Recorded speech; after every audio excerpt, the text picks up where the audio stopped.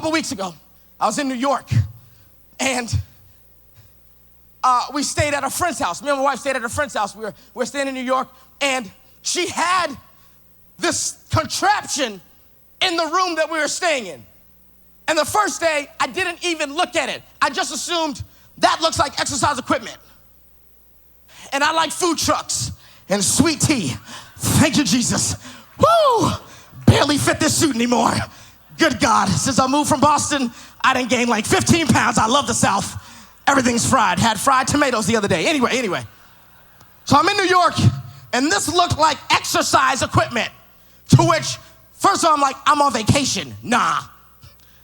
I may exercise when I'm home, but I definitely ain't exercising when I'm in another state.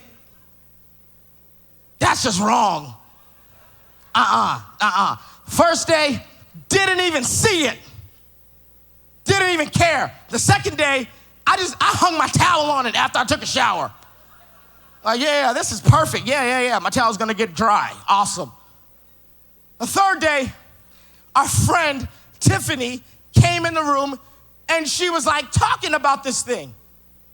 And she got in it. And I was like, oh, what is that? And she said, well, it's an inversion table. My parents use it. My dad uses it for his back. And I was like, oh, an inversion table. Then I thought, that sounds like math. To which I hate math more than I hate working out. So definitely don't want nothing to do with this abacus multiplication table thing. I don't know what that is. Nah, I'm straight. And then she's like, no, you're dumb. Nah, stupid. It's, my dad gets on it, he hangs upside down, and it separates, the little things in the spinal cord to help you out when you're older. And I'm like, oh, okay, awesome. And so now, you've piqued my curiosity. Interesting. Because that's how sin starts. At first, you're just like, nah, I'm straight. That looks stupid. That looks dumb. But then someone else comes along and says, nah, no, man, no, it's just used for people. You get in it, you get upside down. It's awesome. It's fun. Really? No harm.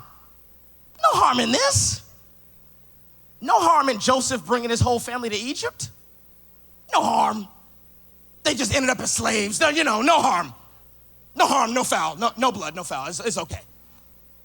And then Tiffany got in it. She got in the thing. She got in it. She went upside down. She flipped back up and she got out. And at that point I went, well, if she can do it, of course I can do it, because this is the nature of sin. Well, they're okay. They don't tithe and they fine.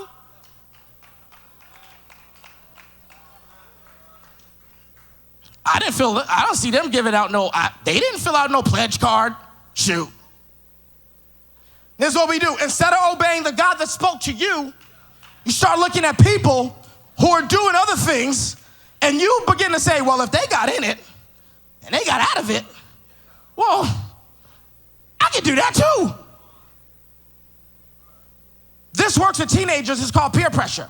But when you get older, it don't get no different. It's still peer pressure. Well, they did it. And we never stop to think about the people that did the right stuff and got blessed. We always want to throw up the example of the people that didn't do the right stuff and they still got blessed. Well, look at them. Shoot. They fine. My grandmama smoked cigarettes for like 25 years. She's perfect. What? That's stupid. So Tiffany gets in the thing and gets out of it. So me, I'm just thinking, oh, this is going to be bomb. Babe, watch. I'm going to get in it. I'm going to get out. Get Snapchat ready. So I get in it.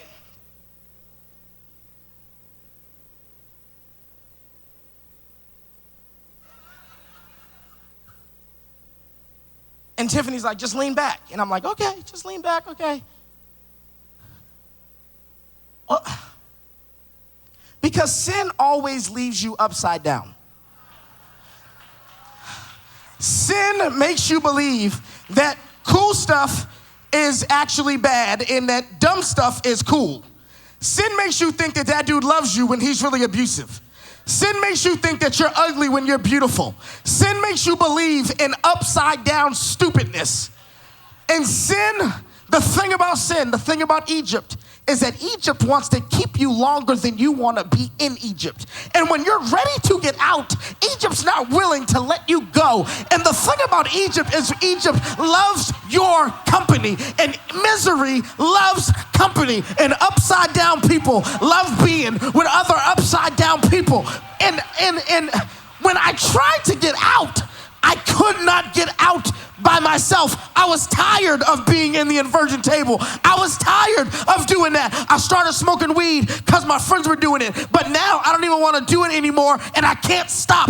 I was in that relationship because I thought he loved me, but then he hit me, and now I want to get out, but I cannot get out. And when I could not get out of sin on my own, I yelled the name Jesus Christ, the name that is above every name, the name that is always there to save me and deliver me and set me free.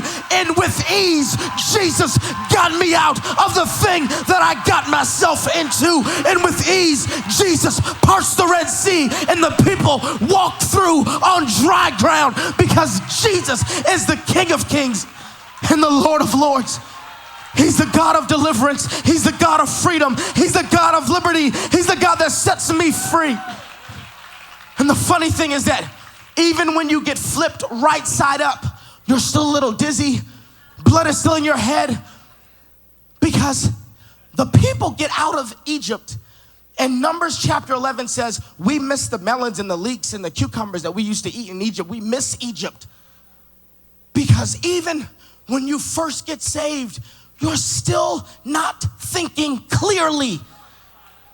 Your brain starts to remember bondage like it was fun.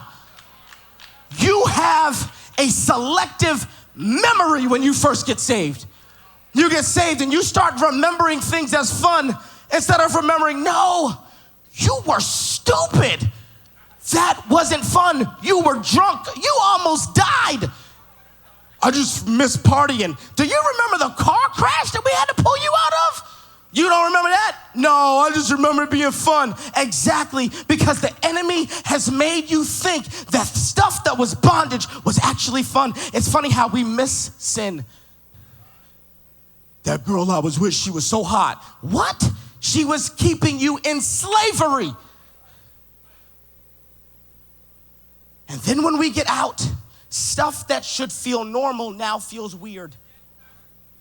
Worship is what we were created in and created for. But now worship, I have to do it I have to make myself worship, when really it's the natural thing that should flow out of my life. And God has to take you and flip you right side up. And here's the part that I love. I'm out of time, but not out of sermon. I'll leave you with this. The people of Israel, they finally get out, they finally get free. And one of the first things they do, they build a golden calf, because we were created for worship. And so now they're worshiping what they learned in Egypt. A golden calf is a god. It's an Apis bull. It's a god that Egyptians would worship. And sometimes God can take you out of Egypt, but he still needs to take Egypt out of you. Because sometimes we can get delivered, we can get set free. Jesus comes, knocks us right side up. But sometimes we will find ourselves right back in the same thing that he delivered us from, because there's something that needs to change on the inside of you.